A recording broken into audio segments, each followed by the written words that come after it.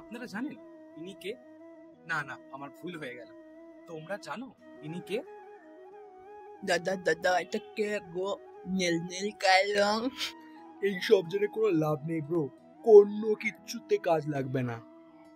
আরে ধুর পাগলা, সত্যিই তো এইসব জেনে তো আমাদের কারোরই কিছু লাভ নেই।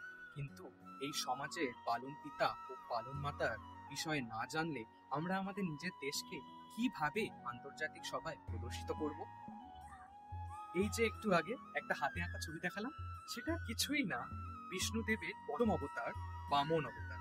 এই অবতার রূপটি মানব সমাজকে শেখায় যে সত্য শক্তি, জ্ঞান এবং সংযমের মাধ্যমে অর্জন করা যায়।